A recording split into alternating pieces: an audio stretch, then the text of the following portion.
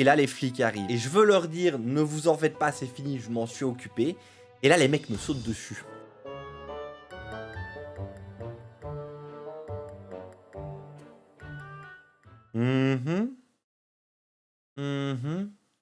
Jean-Claude. Oui, ce connard de gilet jaune, oui. Bon, écoute, Manu, je m'en bats les couilles. Allez, ciao. Jean-Claude, assieds-toi, j'ai un truc à te raconter avant le début du stream. Tu vas voir, tu ne vas jamais me croire. Alors bon, tu me connais, hein, moi je suis quelqu'un, je fais pas de vagues, il m'arrive jamais rien. Mais là, une histoire de malade. Même moi, j'en reviens pas. Bon, la semaine passée, je t'en ai parlé, c'était notre anniversaire à ma chérie et à moi. Donc là, moi, je me la joue grand prince. Petite soirée romantique, petit dîner en amoureux, aux chandelles, bien évidemment. Petite musique, lumière tamisée. Grand prince, bien évidemment. Tu comprends bien, j'avais décidé de lui vendre du rêve. À un moment donné, 3 semaines, ça se fait. La soirée s'est super bien passée.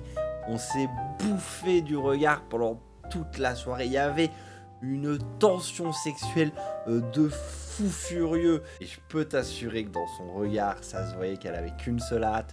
C'était de passer à la suite. Et moi, dans ma tête, ça donnait à peu près ça. Tu vas voir, c'est son soir. On va la faire monter au rideau ce soir. T'en veux? Les voisins vont nous entendre. Ça se voit qu'elle te veut, là, El Curion. T'es un champion. Merci. Mais bon, je garde la tête froide. Je la regarde dans les yeux et je lui fais: mon amour, j'espère que t'as passé une agréable soirée, mais on n'est pas fini avec toi. Attends-moi là 10 minutes, je vais dans la cuisine. Je vais te préparer une petite surprise. Tu m'en diras des nouvelles. Et pour finir, le coup de grâce, on est parfait. Du coup là, je me lève, je vais à la cuisine. Petit pas de danse en rythme avec la musique. Bien évidemment, le faire avec le style, c'est important. Là, j'arrive dans la cuisine et je remarque qu'il y a une poêle sur le feu. Et je me souviens pas d'avoir laissé traîner cette poêle là, mais je suis sur mon petit nuage, je fais pas attention. Je me pose pas plus la question, je me dirige vers le frigo. Je vais aller chercher mes œufs, mon lait, tous les ingrédients dont j'ai besoin pour lui faire son dessert. Donc là, j'ouvre la porte et je tends la main pour attraper mes œufs. Et ils sont pas à l'endroit où je les mets d'habitude. Donc je m'abaisse, j'attrape la bouteille de lait au passage et je commence à chercher dans le frigo où j'ai pu ranger les œufs. Et à ce moment-là, je sens une main qui m'attrape là sur l'épaule et qui me tire en arrière et qui me plaque contre le mur. Et je me retrouve nez à nez avec un mec habillé tout en blanc. Et là, je pense à un truc mais qui ne sert à rien. C'est pas le moment de faire ça. Ça n'amène rien, mais je ne peux pas m'empêcher de penser. Un cambrioleur, généralement, ça s'habille en noir. Hein. Voilà, quand on veut être discret, on ne met pas des vêtements qui attirent l'attention. Mais les choses se passent vite. J'ai pas le temps de me faire des blagues à moi-même ou de me foutre de la gueule du mec. C'est très bizarre parce qu'il s'est passé 1 ou 2 secondes pendant lesquelles on s'est regardé dans les yeux. Puis à un moment donné, je reviens à la réalité, je me rappelle que ma chérie est à côté. On a passé une excellente soirée, j'avais plus qu'à lui servir le dessert, à rentrer à la maison et à l'emballer. Et je réalise que le mec est en train de foutre mes plans en l'air. Et là je panique, je vois rouge, je me dis mais mec, tu vas ramasser. Le mec arrive et me fout mon plan en l'air. Alors à ce moment-là, je donne tout. Je lui colle une patate de forain. J'en profite pour lui mettre high kick. Je prends appui sur le plan de travail, je m'élance et je lui retourne un coup de genou en plein dans la figure. Le mec tombe à terre et je lui dis: tu t'es attaqué à la mauvaise personne, mon gars. Bon, en réalité, j'ai essayé de lui mettre un coup de poing, il l'a évité, il m'a en a retourné une. Je me suis étalé à côté de la cuisinière. Je peux vous assurer qu'à ce moment-là, je voyais des étoiles. Mais, il y avait la poêle. Depuis tout à l'heure, il y avait la poêle qui était sur le feu en train de chauffer. Et donc je suis là, comme ça, étalé. J'attends qu'il avance vers moi et j'entends ses pas derrière moi. J'entends qu'il s'approche de moi. Et à ce moment-là, je me saisis de la poêle.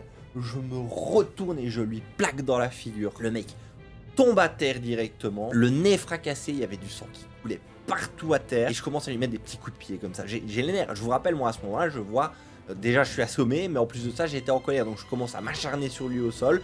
Je lui mets un coup de pied, 2 coups de pied, je reprends la poêle, je lui mets un 2e coup comme ça. Et là à ce moment là je me rends compte qu'il y a des sirènes à l'extérieur. Et j'entends le bruit de gens qui courent et qui rentrent à l'intérieur. Et là je réalise que c'est la police qui vient d'arriver. Je me dis, ça doit être ma chérie qui a entendu le boucan qu'on a fait tout à l'heure, qui les a appelés. Et ils viennent pour finir la situation. Moi là j'étais sonné, je viens de mettre le mec à terre. En fait tout mon corps se relâche. Je tombe en arrière et je me rattrape au plan de travail. J'ai du mal à tenir sur mes jambes. Et là, les flics arrivent. Et je veux leur dire, ne vous en faites pas, c'est fini, je m'en suis occupé.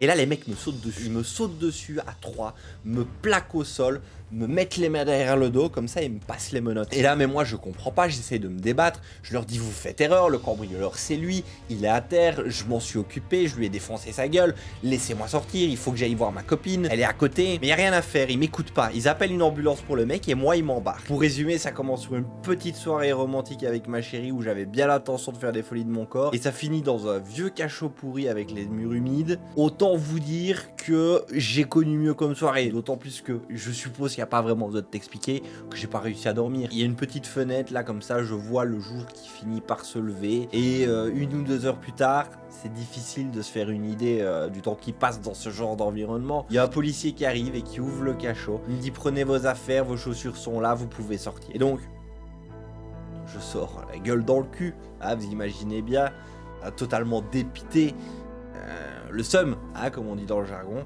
Je remonte, et là, qui c'est qui m'attend à la sortie? Ouais, ma chérie, forcément, hein. Et là, elle me regarde et elle me dit... T'as de la chance, le propriétaire a décidé de ne pas porter plainte. Par contre, on n'a plus le droit d'aller manger dans son restaurant. Merci, super la soirée d'anniversaire. Ah, par contre, ce soir, tu dors sur le canapé. Bon allez Jean-Claude, faut que je te laisse, sinon je vais être à la bourre pour le début du stream. Des bisous.